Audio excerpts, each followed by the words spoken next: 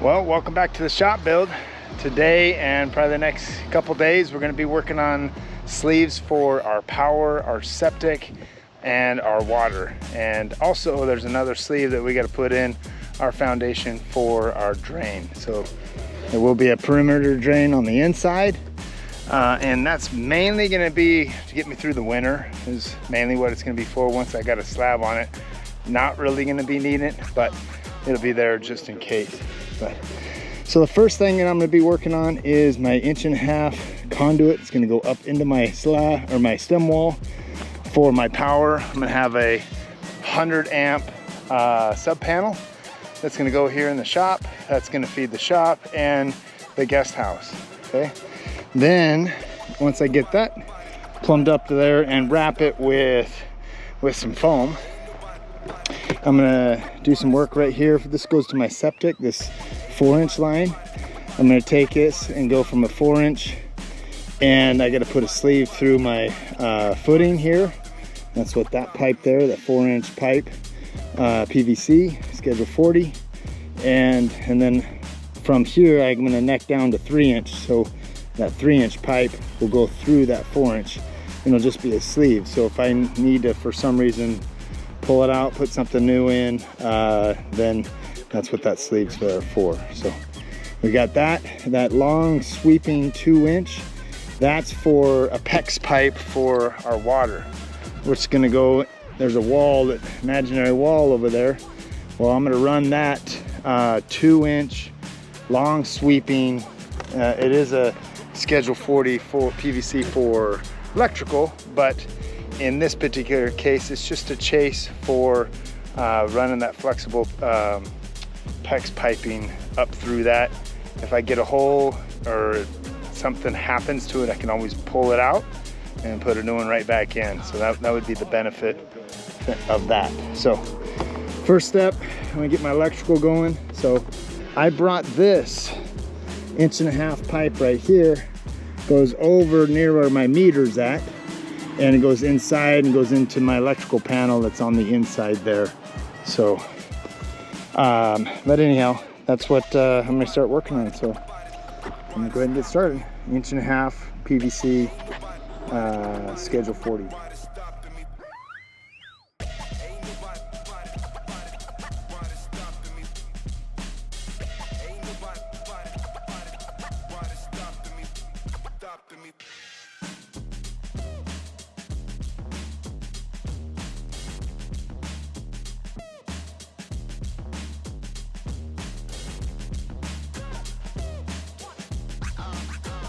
Real good.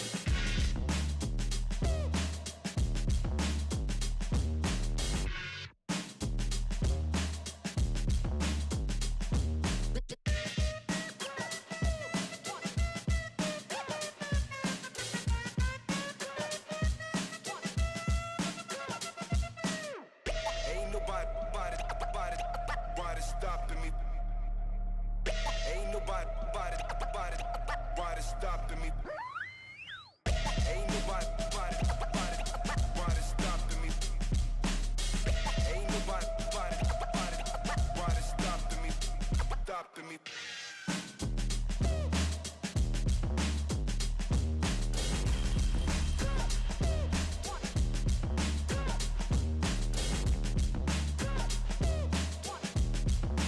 You've got to get a hold of yourself.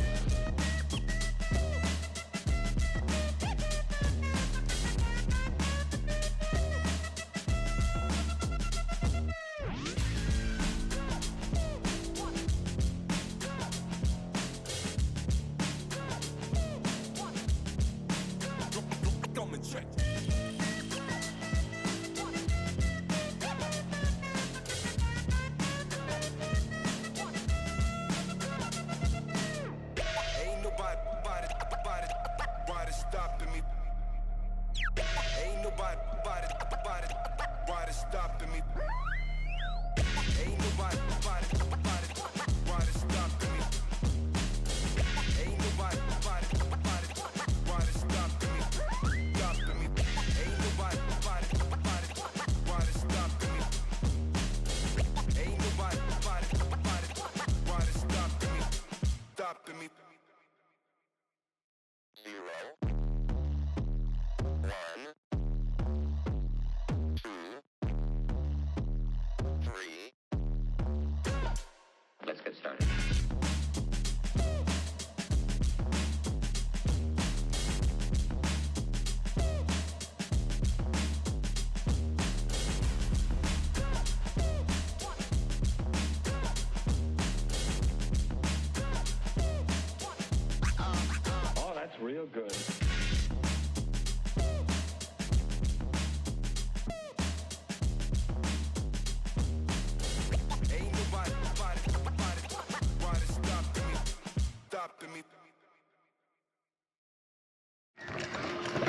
All right, so we got a couple things done. We got our sleeve for our septic, our sewer.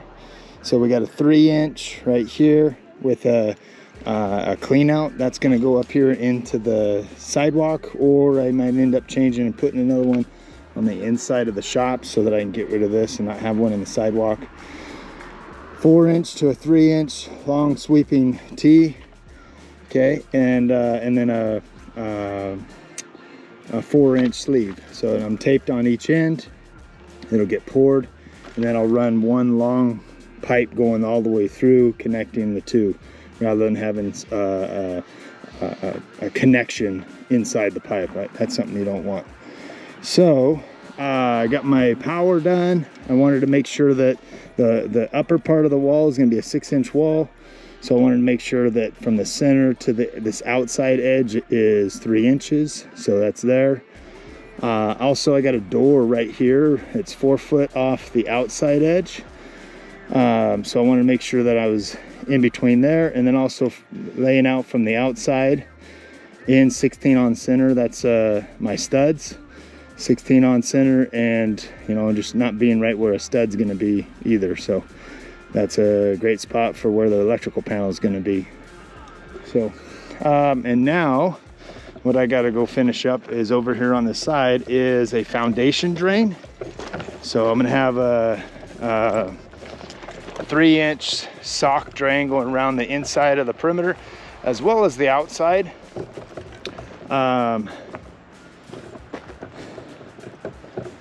So I want that inside to be able to drain, and you can see my pipe right there that I just put in. It's taped on both sides. So here on the inside, I got to nail it so it doesn't, with the weight of the concrete pounding on it, it's not going to be moving around. And then that's complete.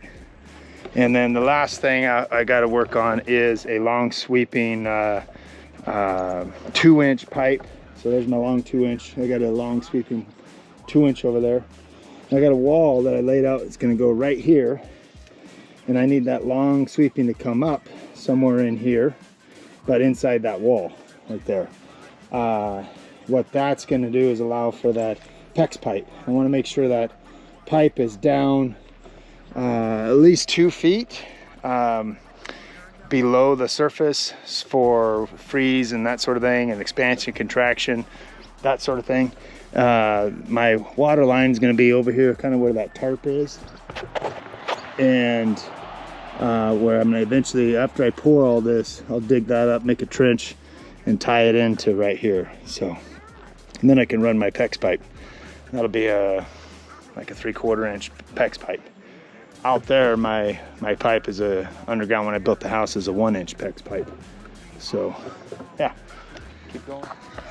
All right, so we got our 2-inch long sweeping T in here, or excuse me, not T, long sweeping 90 for our water. I know it's a great conduit, but it's just a sleeve. And 2-inch electrical, they make a real long sweeping because I think it's like a 3 or 4 foot radius type of thing, but it allows that PEX pipe to go up and out, so if something happens to it, I can always pull it out. I do have it angled, maybe you can see here.